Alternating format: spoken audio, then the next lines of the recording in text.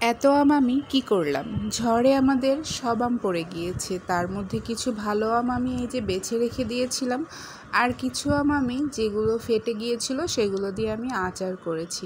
তো আমি বেশ 3-4 রকমের আচার বানাবো আজকে। তো এটা আমি খোসা সহ আচার বানাবো। এটাকে আমি লবণ আর সিরকা দিয়ে ভিজিয়ে রেখেছি। আর এইখানে আমি টক ঝাল মিষ্টি আচার বানাবো আর মোরব্বা করব। তার জন্য এটাকেও আমি লবণ মাখিয়ে রেখেছি। আর এই আমটা আমি এই যে চুর করে কেটেছি, এটা আমি বার্মিজ আচার বানাবো। বার্মিজ আচার আমার মেয়ের আর আমার বরের খুবই পছন্দ।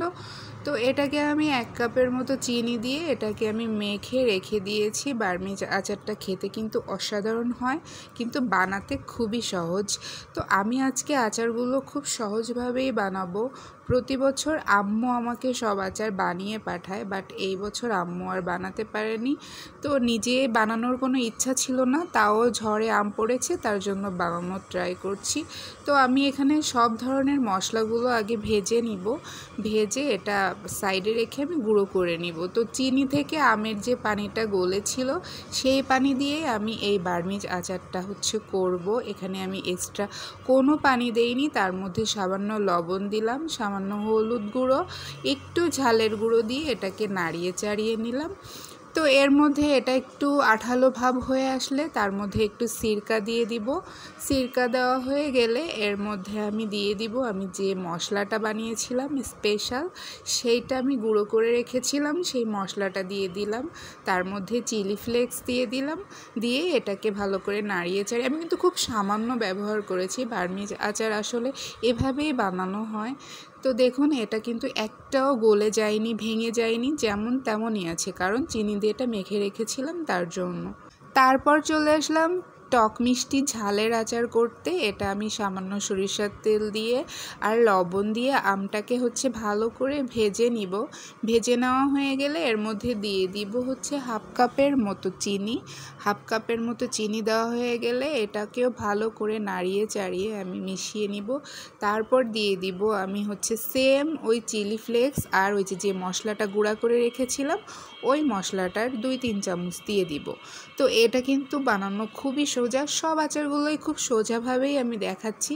আসলে আমি এভাবেই বানিয়েছি আর খেতে কিন্তু দারুণ হয়েছিল।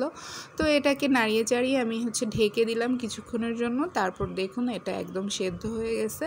সেদ্ধ হয়ে এটাকে আমি একদমই গলিয়ে ফেলবো। এটা শুধু শুধু খেতে হয়, এটা কোনো ভাত ঠাত দিয়ে না। তো পাকা আম দিয়ে আমি কখনো মোরব্বা বানাইনি, কেউ বানিয়েছেন কিনা আমি জানি না। পাকা বলতে এই যে এরকম লাল লাল আম দিয়ে, তো ওটা দিয়ে আমি মোরব্বা করেছি ওই চিনি দিয়ে।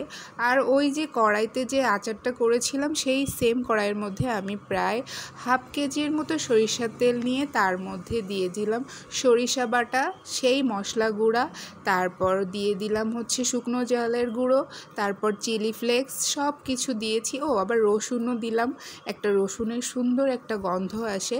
দিয়ে এটাকে একদম লো আঁচে আমি এই মশলাটাকে ভেজে নিব। যেহেতু বৃষ্টির দিন তাই কোনো আচারই আমি রোদে দিব না, এমনি ভালো থাকবে, তার জন্য হালকা আছে আমি এগুলো সুন্দর করে ভেজে নিব। মশলাগুলো ভাজা হয়ে গেলে এ পর্যায়ে আমি দিয়ে দিব আমগুলা আমি আগে থেকেই বলেছিলাম ভিনেগার আর লবণ দিয়ে ভিজিয়ে রেখেছিলাম, এই জন্য আমগুলো শক্ত হয়ে গেছে, এগুলো কিন্তু গলে যাবে না। আমি একদম অল্প আছে এটাকে রান্না করব। একটু ভিনেগারও দিয়ে দিলাম এর মধ্যে, দিয়ে একদম আস্তে আস্তে আমি এটাকে জাল করে নিব। নামানোর একটু আগে আমি 2 চামচ চিনি অ্যাড করে দিব, কারণ এটাকে কিন্তু এটা মিষ্টি করবে না, এটা জাস্ট টেস্টের ব্যালেন্সটা ঠিক রাখবে। তো আস্তে আস্তে জাল করে দেখুন খোসাগুলোর কালারও চেঞ্জ হয়ে গেছে। আমি এটাকে আস্তে আস্তে জাল করে সেদ্ধ করে নিব। সবগুলো আচার আমি এমনি এমনি খাবো, কিন্তু এই আচারটা আমরা বিভিন্ন আলু ভর্তা, তারপর ডাল, খিচুড়ি এগুলোর সাথেই খাবো। এটা কিন্তু ডাল, খিচুড়ি, আলু ভর্তা এসবের সাথে খেতে কিন্তু দারুণ লাগে, এমনকি মুড়ি মাখালেও খুব মজা লাগে। এই যে আমার সেই টক ঝাল মিষ্টি আচার, তারপর এই যে আমার সে আমের মোরব্বা, পাকা আম দিয়ে করেছি, তারপরেও দেখুন কি সুন্দর হয়েছে, ভেঙে যায়নি কিন্তু। এই যে সেই বার্মিজ আচার, প্রত্যেকটা আচার এত মজা হয়েছিল যে বলার মতো মতো না, আমি কখনো আচার তেমন বানাই না। তো এবার আমগুলো ফেলে দেওয়া যাবে বলে বানানোর ট্রাই করলাম। তো কেমন হয়েছে সবাই কমেন্টে কিন্তু জানাবেন। আর আপনারা কে কে আচার বানিয়েছেন এবছর অবশ্যই জানাবেন কিন্তু। প্রতি বছর আম্মু অনেক রকমের আচার বানিয়ে পাঠায়। আসলে আচার কখনো আমি তেমন একটা বানাই না, আমার অনেক ঝামেলার মনে হয়, তো আম্মুই বানিয়ে পাঠায়। তো এবছর আর আম্মু পারেনি, আম্মু একটু অসুস্থ। তারপরে আমারও বানানোর ইচ্ছা ছিল না, কিন্তু আমগুলো ফেলে দিতে হবে, কি করব সেটা ভেবে ভেবে আমিও বানিয়ে নিলাম।